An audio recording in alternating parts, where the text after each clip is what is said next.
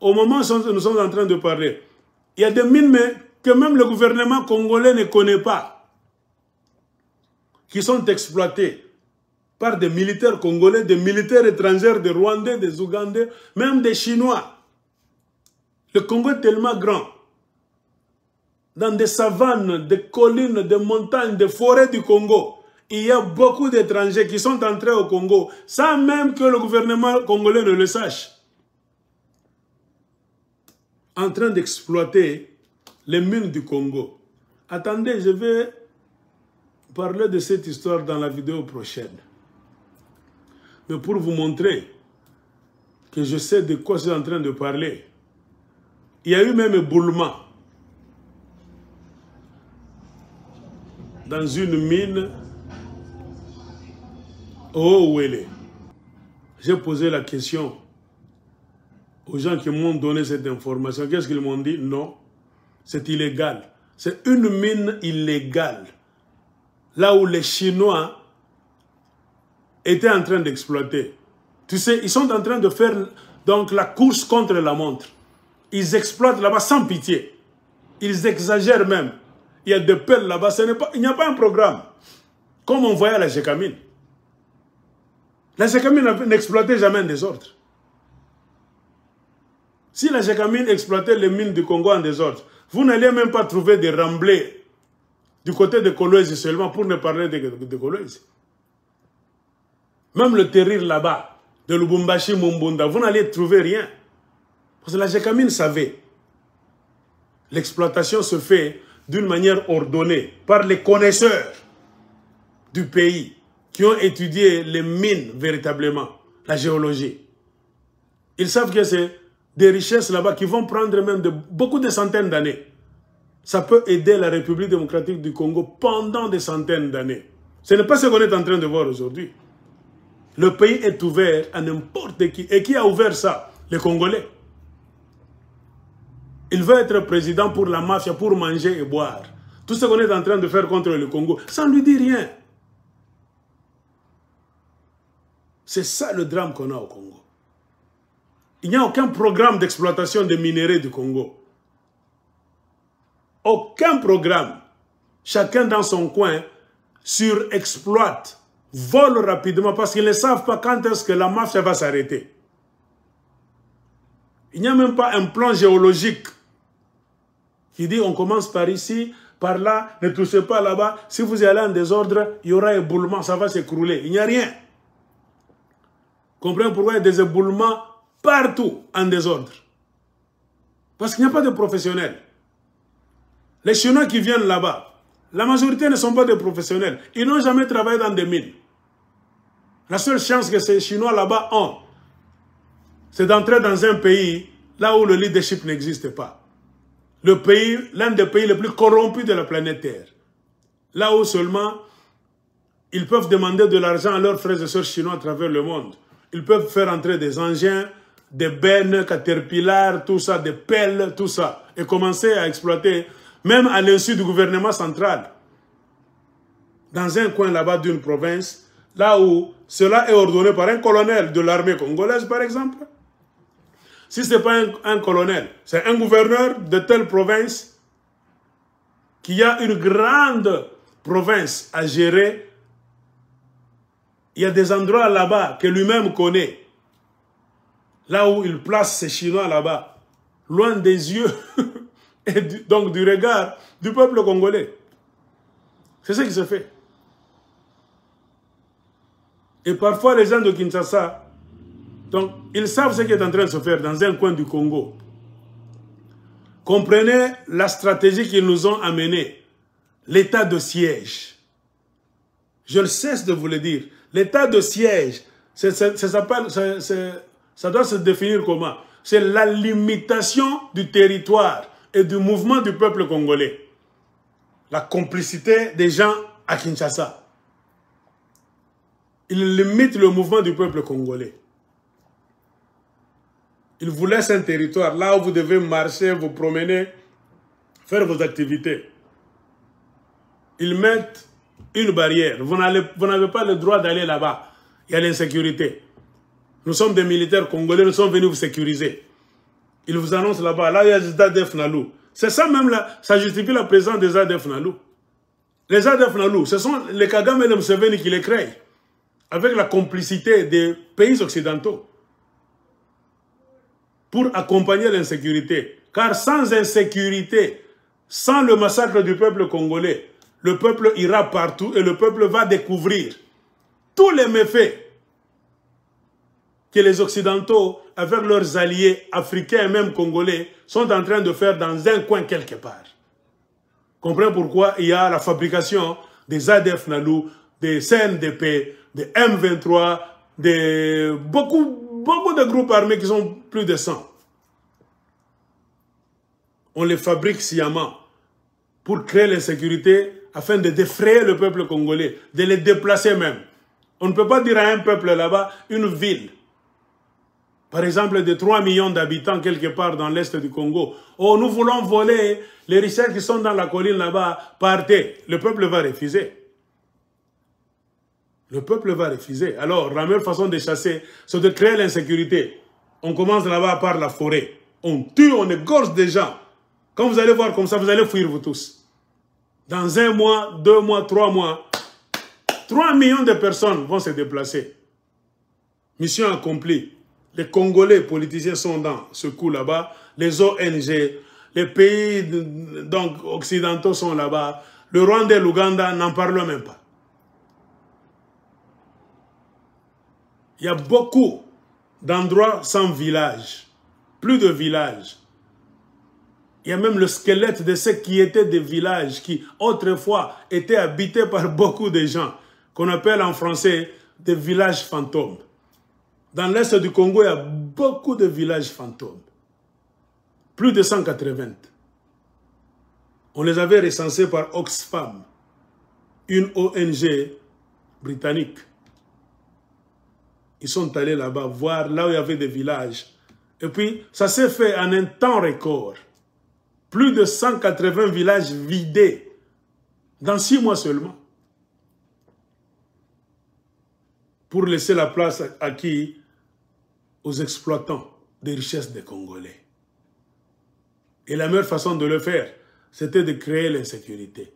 Kagame et Museveni ont compris, avec la complicité de leurs sponsors, qui fournissent des armes et qui se mettent en Ouganda et au Rwanda, en train de regarder de l'autre côté, entrer, piller.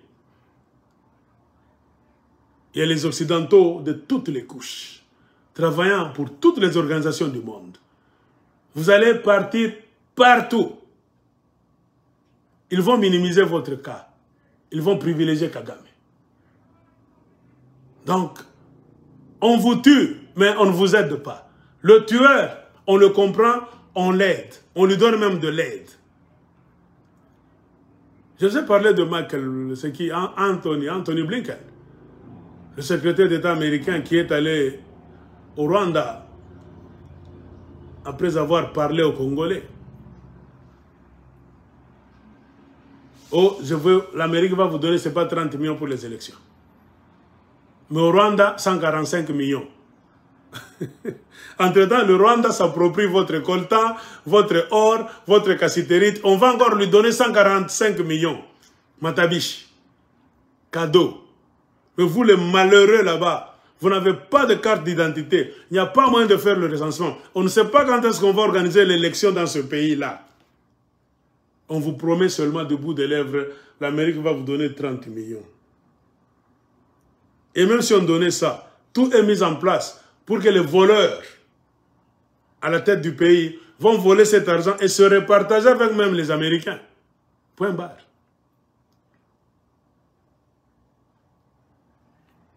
Donc, je vais vous montrer un article, pas même un article, quelques images des gens qui sont morts dans le Haut-Ouélé, la province du petit frère de Corneille Nangaa, qui s'appelle Christophe Nangaa. Il y a des Chinois. J'ai posé la question, il y a un accident là-bas. Est-ce cette mine légale ou bien c'est illégal? Les gens du coin m'ont écrit, Aigle, c'est une mine illégale. Je vais vous faire voir comment ils sont morts.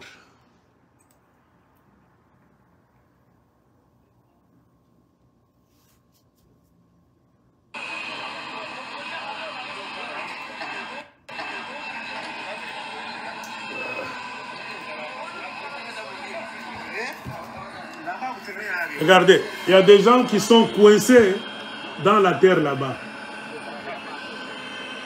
Cette pelle est en train de travailler pour enlever les gens. Les taches noires que vous voyez, c'est des êtres humains. Ici, ça c'est un homme, un humain, qui est coincé dans la terre. On est en train d'enlever la terre. Pas même pour sauver, parce qu'ils sont déjà morts. Ouélé, la province du petit frère de Corneille Nangaa. Regardez, ça c'est un être humain qui est là. Il était sous le sol, il y a eu un éboulement, il travaillait là-bas d'une manière illégale. Une mine d'or, où il est en train de voler l'or des Congolais. Pendant ce temps-là, Kinshasa est en train de tabasser les Congolais, de les arrêter pour les amener dans la brousse. Regardez, un être humain. Tu vois, il est déjà mort. Vous voyez, éboulement.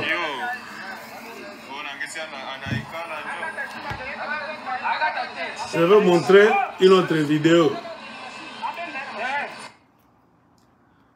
Je vais vous montrer une autre vidéo.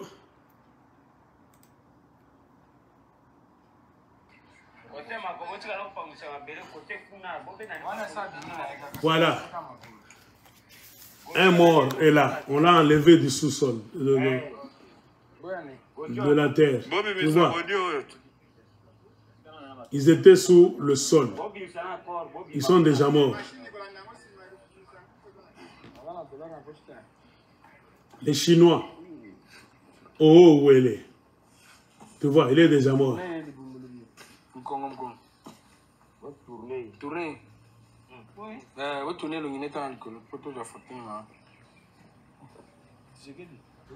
Tu vois, c'est un Chinois. Il est venu mourir au Congo. J'ai posé la question. Qui leur a donné l'autorisation d'exploiter ces mines-là? Il dit rien. C'est la mafia. Ils étaient là illégalement, mais les autorités congolaises le savaient. Ils n'ont aucun permis. Donc, vous avez une idée de votre pays, du pays dans lequel vous êtes en train de vivre. Les autorités de Kinshasa ne peuvent jamais nous dire qu'ils ne savent pas ce qui est en train de se passer là-bas. Ils le savent. Ces autorités là-bas, elles le savent très bien. Après cet accident mortel, ils ont lancé maintenant un communiqué. Que nous dit le communiqué là-bas? Note circulaire. Province de Haut-Ouélé, division provinciale de mines. Chef de division.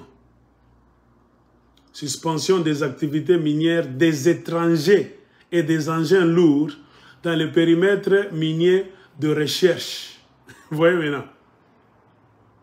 Ils viennent maintenant de se réveiller pour suspendre les activités minières des étrangers ayant des engins lourds dans le périmètre de recherche PR. Le message nous dit quoi? Il sied de vous rappeler que, conformément aux dispositions prévues et à la note circulaire, numérotée là-bas, trop de numéros là-bas, de Madame la ministre nationale des Mines, relative à l'objet mieux identifié. La ministre nationale des Mines, c'est cette célèbre Antoinette Sambakalambaï, dont je mentionne le nom chaque fois que je parle des mines du Congo. Moi, des sources sûres. Moi, quand je vous dis une chose là-bas, ne négligez pas. Moi, j'ai des connexions partout là où il y a les mines au Congo. Cette femme-là connaît la mafia. Les Chinois qui sont là, qui sont morts, où elle est. Antoinette Sambakalambaï le sait très bien. Je vous ai dit dans une vidéo passée, elle s'est rendue au où elle est à plusieurs reprises. Les gens de Haut-Ouélé se sont plaints que nous sommes des Congolais. Nous faisons l'exploitation minière artisanale avec de petits moyens. Mais brusquement, il y a des Chinois qui viennent du sud du Soudan et de l'Ouganda, qui entrent comme ça, donc, à côté de nos mines, de nos petites mines là-bas. Eux viennent avec des engins lourds. Ils sont en train d'exploiter. Et imaginez des Chinois qui viennent comme ça, qui mettent même des périmètres, des cordes autour.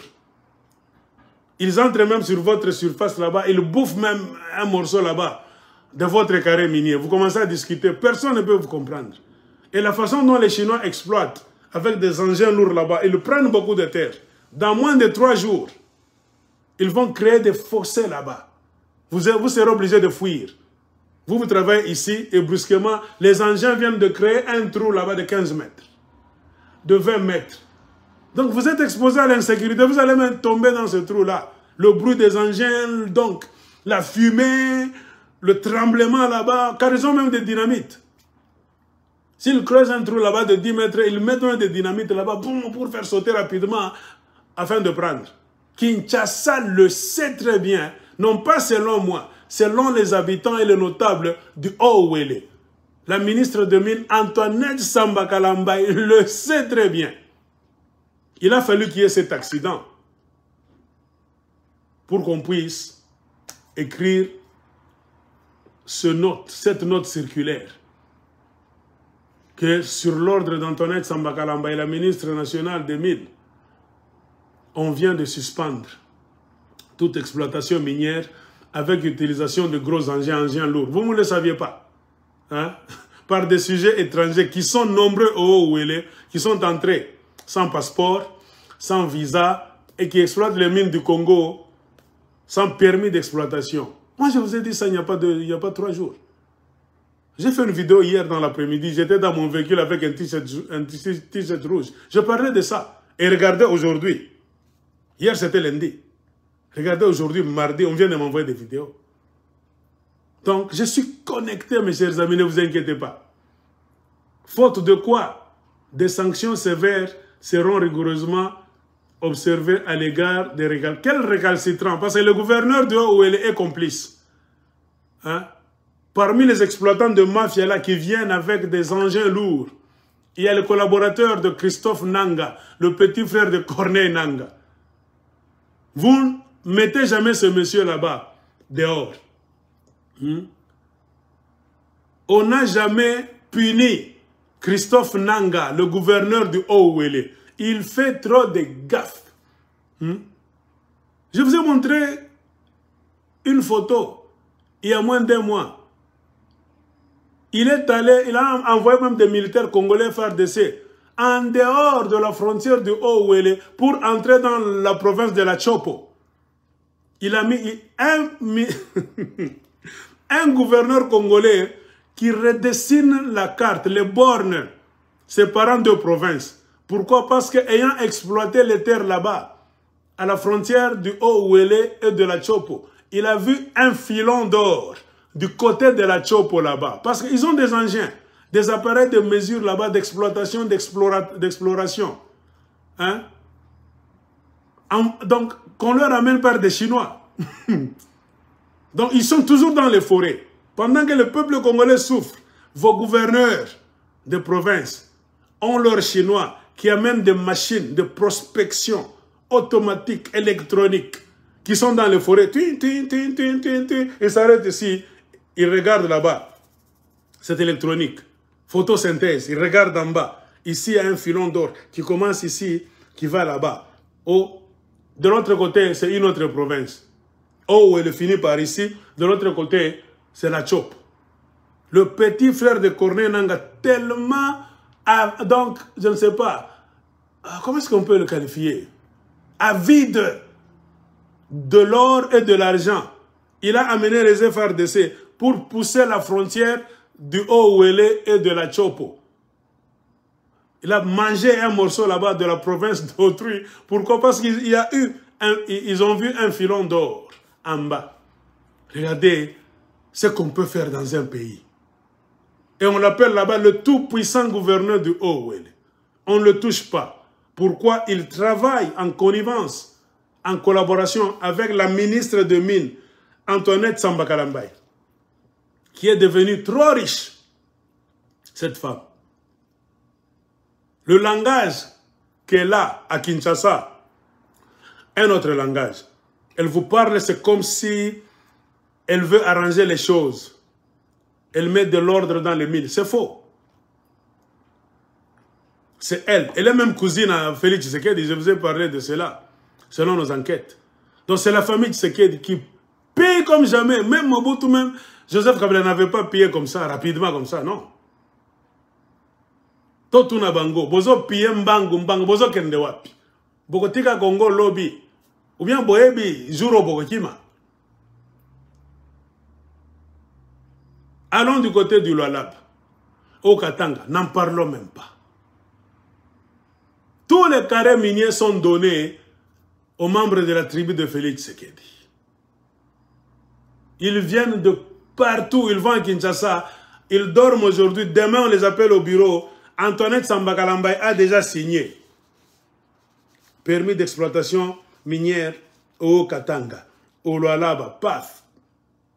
Elle les organise même, ces Kassaïens-là, en nombre de 5 personnes, 10 personnes.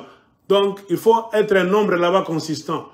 10 personnes, 15 personnes, fabriquer déjà une coopérative. Ils créent même un nom comme ça, un nom imaginaire. Kalambaye, je ne sais pas quoi, ABC Coopérative Minière. On leur donne tous les papiers. En un seul jour, ils prennent l'avion. Ils descendent. Les autres descendent même en Zambie. Parce qu'ils sont en train de voler. Ils descendent en Zambie. Ils entrent par Kashobo, je vous avais dit la fois passée. Kasenga, tout ça. En train d'exploiter partout. Lubumbashi, n'en parlons même pas. C'est les Tshisekidistes. Allez à Likasi. J'ai un dossier. Je vais lire ça prochainement. Les Tshisekidistes. Allez chez Fifi Masuka Kolwezi, les Tshisekidistes. Donc, pillage mokonan tomonate. Il faut être informé pour savoir ce qui est en train de se passer au Congo. Le pillage des minerais comme jamais dans l'histoire du Congo. Heureusement, je suis bien informé, mieux placé. Car je reçois beaucoup de preuves. Beaucoup d'informations. Et la lettre finit comme ça, que le chef d'antenne, les chefs de poste et les commandants de la police qui me lisent en copie sont chargés chacun en ce qui les concerne d'exécution de la présente décision qui sort ses effets à la date de sa signature. Un certain Doni Kapend, géologue. Le géologue est là. Il donne maintenant l'ordre. Car les géologues travaillent toujours, partout. On n'écoute pas ce que les géologues disent. Nous sommes les enfants de la Gécamine. Vous n'allez pas nous tromper en ce qui concerne les mines, non. Nous sommes nés, grandis, nourris par la Gécamine. S'il y a une chose que nous connaissons très bien, moi, l'aigle de Kolwezi, je suis parmi les gens qui ont une idée des mines. Ce n'est pas ce que nous sommes en train de voir aujourd'hui. Non, Baganawa pays, on est en train de détruire le Congo. Et si nous laissons ce système là-bas comme ça, surtout du côté du Katanga, Lualaba, au Katanga, sans compter l'est du Congo, il y aura des trous. Ces gens-là vont tout finir. Si vous ne regardez pas très bien, dans quelques années, s'il n'y a pas un mouvement révolutionnaire pour chasser tout le monde afin de récupérer les mines, il y aura de grands trous, des ravins. À Kolwezi, Lubumbashi, partout, entre Likasi, Kambove, Kakanda, partout. Car la famille Tshisekedi est partout. Christian Tshisekedi, c'est lui le maître de Kakanda. Bien que Boss Mining est revenu, a commencé les travaux à Kakanda, Christian Tshisekedi, on n'a pas réussi à le mettre de côté. Car pendant la période de fermeture, là on nous a dit que Boss Mining avait fermé. Oui, officiellement, Boss Mining avait fermé. Mais officieusement, Christian Tshisekedi, avec une de ses petites sœurs, est allé prendre les engins. Il a ordonné, on a ouvert les installations de Kakanda. Le petit frère de Chilombo, Christian Tshisekedi, s'est emparé des engins. Il est venu avec son ami, un certain Moussa Libanais, qui est venu avec une quinzaine de travailleurs. On leur a donné des engins là-bas. On a pris même l'essence, le mazout qui étaient là-bas dans les stocks. Ils ont commencé à exploiter illégalement les collines là-bas de Kakanda. Personne n'a touché à Christian Tshisekedi, petit frère à Mokonzi. Et pendant ce temps, officiellement, à la télévision et à la radio, qu'est-ce qu'on disait à tous les Congolais? Boss Mining est parti, Kakanda s'est fermé. Mais Christian exploité. Fifi Masuka le sait très bien, car Kakanda se trouve au Lualaba. Oh, maman béton, dit, vous allez tromper les fainéants qui sont au Lualaba. Vous n'allez pas nous tromper, nous.